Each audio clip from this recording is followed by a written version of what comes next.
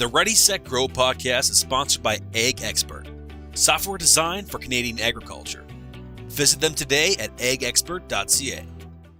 Welcome to the Ready, Set, Grow podcast. My name is David Bilson, and I'm guest hosting today for an interview with Parliamentary Secretary Kate Young, MP for London North Centre. And along with us as well, we have Peter Fragiskatos, MP for London North Centre. Did I get those right? Yes. The ridings and everything? All right. Got the writings right, yeah. Awesome. Well, thanks so much for joining us. We're primarily here today because of the announcement that FedDev made of a significant investment here in southwestern Ontario with Western Fair and the RH Accelerator and a bunch of other partners as well. So first of all, I wanted to say thanks on behalf of London and region for helping to get that done here for the community. We certainly are really excited to see what's going to happen in the region. So thanks. Great to be with you, David. Thanks for the invite. Yeah, thank you for the invitation. We'd like to start with just a little bit about background and bios. So I'm going to ask Kate first, but first question is, tell us a little bit about yourself. What was your role before becoming an MP?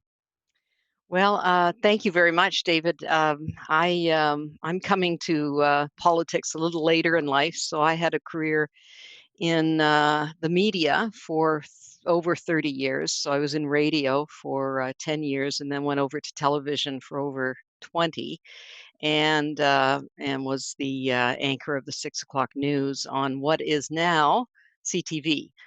We went through a lot of different names when I was there, but yeah, it was a great career. But at one point, I decided, I just wanted to be out in the community more. I really enjoyed that part of my role in television, so I moved on to public relations, and I was there with the Thames Valley School Board and TD Bank. And it was at that point that I decided to get into politics and ran for the nomination of the London West Liberal Riding Association, won it. This was back in 2014 when the Liberal Party was in third place. And that's when I met Peter, and we started talking about the possibility of both of us going to Ottawa. And sure enough, it happened. And so I've been a member of parliament since 2015, re-elected last year, and serving under unusual circumstances with COVID. It really has made things a little more challenging in different ways, but thoroughly enjoying it and really very much committed to the community, London, of course, and southwestern Ontario. And just thrilled to be representing the constituents of London West, and also have the opportunity to be a parliamentary secretary over the years. So it's been really quite something, and a lot of work, but a lot of good work. So yes, it's coming at politics kind of through the back door, but everybody comes to politics in different ways. Absolutely. It's one of the great things about it. Peter, same question over to you. What were you up to before you started this journey? So I was born in London, David. I spent the first part of my life in the city. My father then bought a business when I was about 7 or 8 years old in a place you know very well, Huron County. I know you have a background, I think you grew up in Goderich. I grew up just outside of Exeter. So I have those roots as well. It was actually quite apropos to this conversation. We're going to be talking about agri-food and its potential, among other things. Well, Huron County is obviously known for really good agriculture, great farmland up there, and wonderful work ethic by the people who are stewards of the land and have been for a long time. The farming community there is very strong and continues to be. So I bring that element to the job of being an MP, recognizing the importance of rural and things that we do as policymakers. Look, we are everything that we've come across in our life. All the people we've met, the experiences that we've had. I've been fortunate enough to do some things before politics.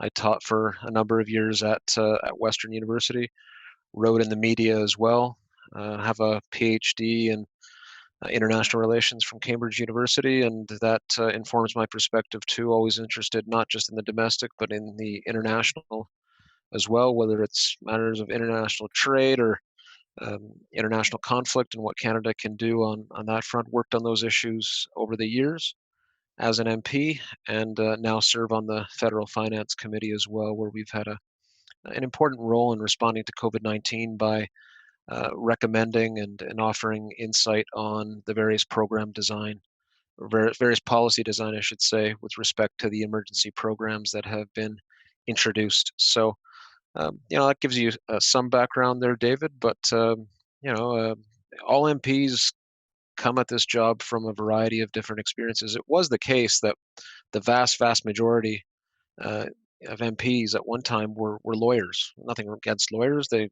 have they've made great MPs. Talking about legislation and all the minutia relating to that, a law background serves well. But Kate will tell you, we have people in our caucus who have served as engineers, journalists, obviously.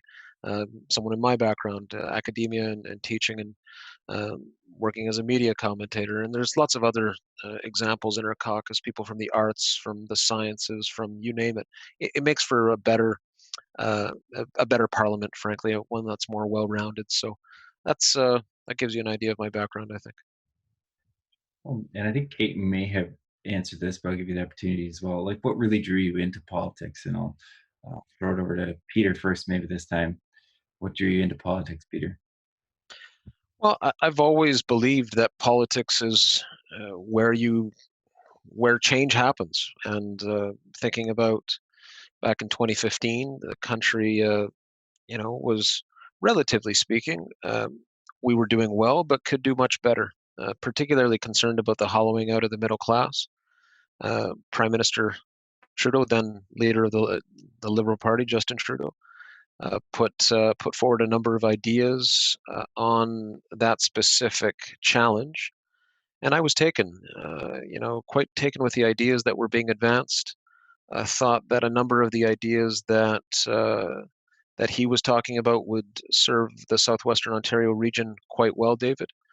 Uh, and this is where we make change. As I said, politics is about people. It's about service. It's about giving back. I was instilled with those values growing up. My grandmother was a union organizer, organized for the NDP. She was still happy to see me run for the Liberals. My dad, a small business owner, probably a small C conservative, but again has now come around to being a Liberal. And yeah, politics was always something that it was discussed around the table. Living in that kind of environment, maybe it wasn't a big surprise that I looked to be ended up becoming an MP. So that gives you, I think that says it. And Kate, I'll give you the chance to answer the question as well. Well, I was because I was in the media for so many years. I, of course, couldn't align with any type of political party, and was quite happy to do that and to just watch from the background. But then after I'd been out of the media for a number of years, and I was getting increasingly frustrated with what was happening in the country, and you can only yell at your TV so often. I realized that maybe I should do something, and not always think that someone else should put their name forward. Why not me? And I think that's something that I'm trying to tell women in general, to really consider politics as a career. I think for the most part, women don't.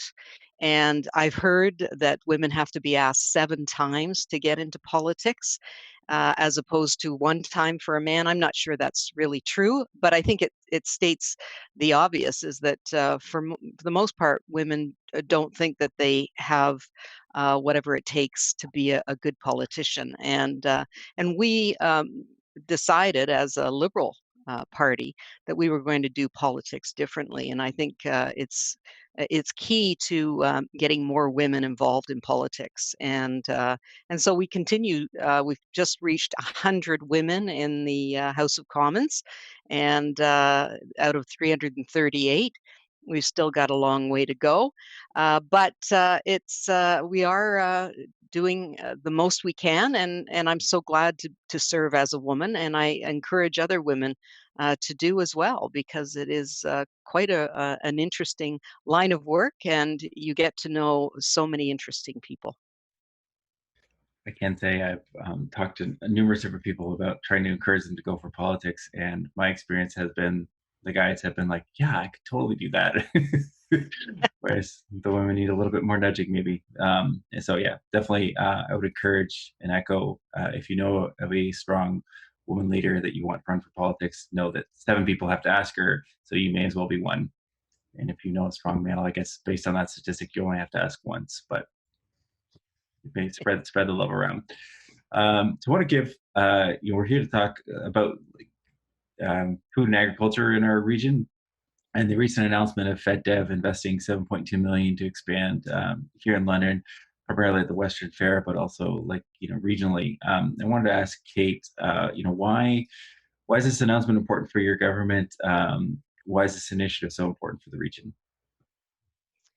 Well, I think this particular announcement is really important because it's agriculture. And I think for too many years, we have kind of put that to the side as far as where we focus what London is all about and what the London region is all about.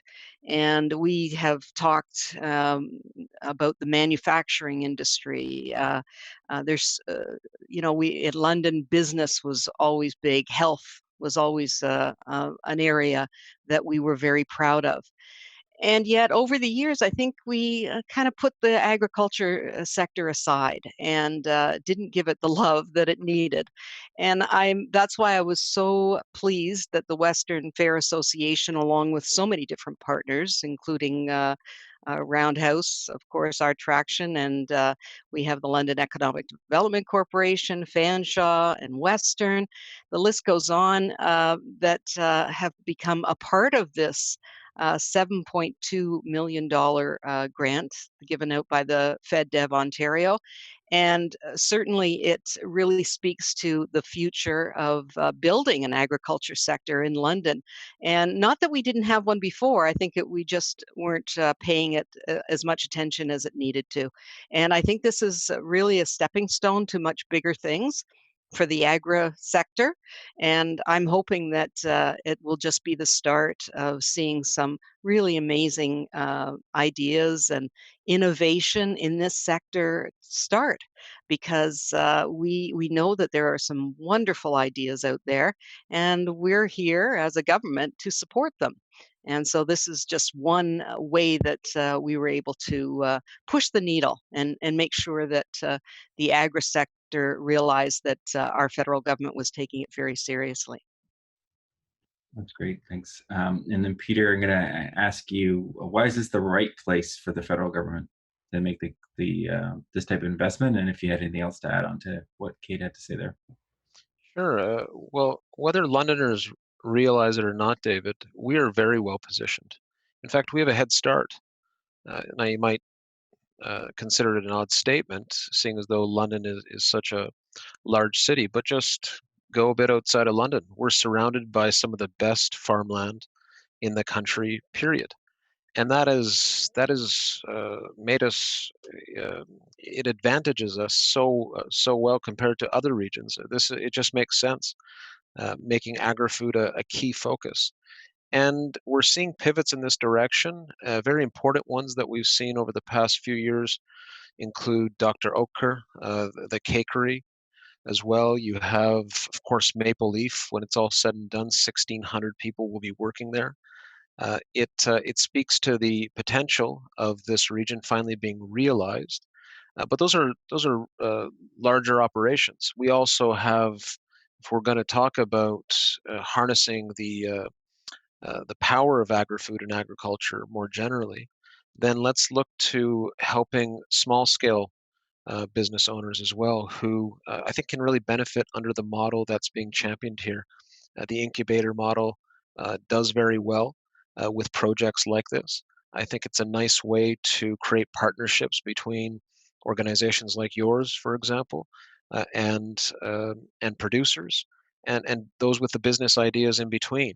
We also need to think about how to best diversify our economy. Naturally, every community is always thinking about how to do that, and we've seen very important pivots in recent years in London, moving beyond the traditional approach to manufacturing to more advanced forms of manufacturing, to high tech, to you have health innovation and health research. Health has always been important, as Kate talked about before, but the innovation side is fast developing. The research side and monetizing that potential, that is ongoing, and we can do a lot more on those fronts too. But here you have, a project like this speaks to the enormous value of agri-food in the Southwest and in the London region specifically. Like I said, we've got a head start compared to other regions, so why not take advantage of that? It made complete sense. I really like the combination of, I mean, I'm biased. I think there's a tech focus here that's happening in the city, obviously. But people need technology, people need to eat, and people need healthcare. So I think if we can really focus on those three sectors of innovation, we're in good shape, because no matter what pandemic hits, like, the grocery stores are open, right? Of course. People are gonna, the hospitals are open. People need Yeah. healthcare, people need medicine. And again, I think the fact that we're doing this interview on Zoom shows that people need technology. So those three legs are some really cool pillars to be building on. I made a comment, David, in the House of Commons just last week. I was doing what we call an SO31. It's about a minute opportunity for members of Parliament to talk about something that's happening in their community. And so I wanted to talk about the Grove. And I said, we hear of London being the forest city, but I think we maybe should change that to the food city. That we might gain more traction that way. Not that we don't want more trees, we do, and we will get them. We love our trees and we love our food. And to be honest, Yes. if you had to make, well, I guess breathing's kind of important. I was gonna say I'd probably choose the food over the trees if you maybe pick one, but breathing and food, I don't know. There's a debate to be had there. Yeah. Look at the sorry, David, Yeah, go to ahead. cut you off there. I was going to say, look at the versatility of the agriculture sector. I mean, I think most Canadians, particularly in urban environments, will hear the word agriculture and picture a farmer, and not much beyond that. But here, as you've said, there's a tech element involved. Then there's entrepreneurship that we are talking about. If we want to talk about economic sustainability going forward in the future, we have to talk about diversification. It opens the door. Agri-food opens the door to London on that front as well. And of course, when we look to investments like this, uh, it lends itself to a wider discussion about not just food, but also the beverage sector in London. The story about the beer sector in London is far-reaching. We can go way back. We are the home to Labatt and many other examples in the past, but Labatt is the best known. It's doing very well. Obviously, there's an agriculture element involved in beer, and we have a thriving craft beer sector that's developed in recent years to the point where London, for its size, is doing very well, punching well above its weight in the overall craft beer sector. So there's a lot of dots here that are starting to be connected in a way that is creating a narrative that opens the door to real future possibilities from an economic perspective that I think are tremendously exciting. So, yeah, there's a lot of good things happening in this space. You mentioned my other passion project besides food is sampling some of the local breweries. Yeah. Yeah. I'm also Yeah. a big fan of Black Fly beverages. They're based here in London, and Oh they're yeah. what is it? The sour raspberry is dangerously good. So Yeah. we'll just They know leave what they're that there. doing. Yeah, Yeah. They've there's become they're on the Christmas list every year. Let's put it it is that way, for good way reason. too easy to consume a few of those. All right, moving on. Uh, So one of the things, this I think unique to the Canadian ecosystem, and if people are listening, that are outside of the Canadian startup community or outside of even Canada, this. The Canadian government actually does a lot of early stage investment in both the startup community and in early innovation. So I'm going to throw this question over to Kate, but why do you think it's so important for the government to lead and to go first in some of these investments to help sort of start something? Hmm. What's the government's role in that? Well, the government's role is in many areas because we know that startups need some support just to get going, and certainly there are so many ideas out there that if we as a government weren't supportive of these startups, then who's going to be? Because we know it's tough to get that seed money from banks and just from just going out into your own network of people. But if there are good ideas, then we want to hear about it. And so we're trying to come up with as many different programs as possible so people can access the government funds. And I'm thinking of the Women Entrepreneurship Fund, and we've just started a Black Entrepreneurship Fund. We need to make sure that they're catered to different audiences, and it's so important that we get them before someone else does, because they will move out of this country. And that's what our big concern is. And I think we've all heard those stories about people who had that great idea but couldn't get anyone to listen, and then turn around and it's started in a business in the United States or another European country. We can't let that happen anymore. We need to be able to support these businesses and think as a government outside the box. I know that's a overused phrase, but it's too easy to just to always decide to support businesses that you know will be successful. You have to be willing to take a risk, and we have to be willing to be behind them. When it comes to science and research, that was one of the things when I actually was parliamentary secretary to science that really made me realize the great work that we're doing as a government is because we did want to invest in science that was not going to elicit results anytime soon. A lot of these ideas take a long time, but you have to be willing to invest in them for the long haul, and hope that they will be productive. But some won't. But at least you're getting out there and making sure that people know that you're as a government supportive and you want to help them be successful. So, I mean, there are so many different avenues for small business, for entrepreneurs. I think our government has done amazingly well in trying to give seed funding out, and certainly, we haven't talked about COVID, but that has meant that so many people are in need, and so we've come forward with a lot of different programs.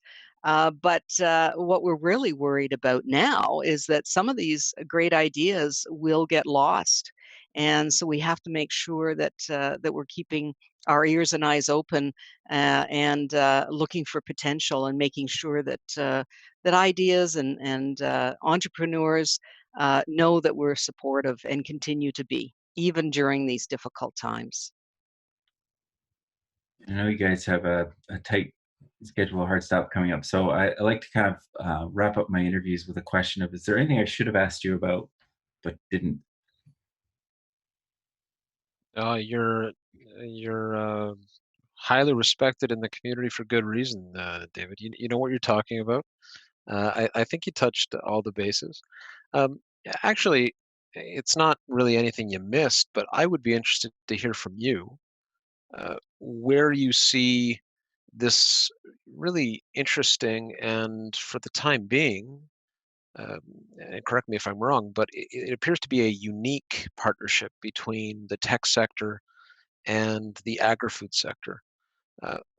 Where do you see that relationship going from a business perspective? How can we strengthen that even more in Canada so that we see uh, economic gains. I think particularly as we confront the pandemic and beyond the pandemic, I think there's a lot of good things happening here. But what else can we do as a federal government from your perspective on this? There's always more money, but Right. So ulcers. usually at the top of the list, you won't be surprised. No, I'm not shocked at all. I think what's great about this experiment is you have government money, you have private money, you have public sector or nonprofit, NGOs kind of coming in and really supporting this initiative. And I do think it takes a cross sector collaboration to make this work. For those that know me, my background in Pillar, a nonprofit network where they were all about trying to bring the three different pillars of our community together. And I think that's what's at play here with the Grove and Western Fair and RH Accelerator and LEDC and all those folks being. It's like, what can we each bring to the table, and then leveraging those dollars so that they can go out into the community more. And specifically with my RHA hat on, one of the things that we know and the sort of wicked problem that we're working on with the RHA is the death valley of funding that exists in the Canadian ecosystem. So there's a lot of early stage startup funds that are available to get a business off the ground. In tech, you can usually find the first $40,000 or $50,000 in different programs through OC or other organizations like that. But then there's nothing really available until you're looking for $2 or $3 million worth of funding, which means you have a $10 million evaluation company. That's a lot of growth to go from seed capital of 50,000 to being worth $10 million as a company. And I think a lot of companies die on the vine here in our system. The owners get starved out, or the funders get starved out, or you run out of what we call the friends, family, and fools money for early stage investment. So really, I think the Western Fair Grove is a really unique opportunity to figure out ways to do that, like earlier stage funding. So $150,000, $200,000 funding is a gap that's massive in our community, and I'm really excited to kind of see what we can do as an ecosystem to bridge the gap between early stage. And then there are mechanisms for, there's angel networks, there's VC funds. You can start going down to Silicon Valley if you get to a certain point, look for funding in the States. But there's that gap. So I'm really excited to see. I think this is a unique experiment, a relatively unique experiment in this type of collaboration. And I'm hoping to see some really exciting results out of it. I don't know if that answered your question or not. It answered it. I've now become the interviewer, but it answered it completely, David. Thank you. I think it puts everything together and gives us more to think about as we approach, as I said, ideas or putting ideas on the table that will deal with the pandemic and its aftermath from an economic vantage point. Mm-hmm. And then, Kate, anything you'd like to add? No, I just agree with Peter. I think we need to hear from you, and it's important for us to hear as you go through this with the Grove, what you've learned, so it can help us better help other startups and other groups, hubs, and that type of thing. So I'll be really interested in hearing. I'd say a year from now, how you're doing and what you think you've learned from this process. Absolutely. That's part of the process. And you both know I have no shortage of sharing my opinions, being on both the good and the bad side of those opinions, I think, at different times. So did want to wrap up and say thanks so much, Parliamentary Secretary Kate Young and MP Peter Fragiskatos. I keep wanting to throw that extra P in there, but that's a different. MPPs are pretty cool too. They are great. I love Peggy and Teresa and Terrence, so it's all good. They're great. They're great folks. So and Jeff too. I left Jeff out.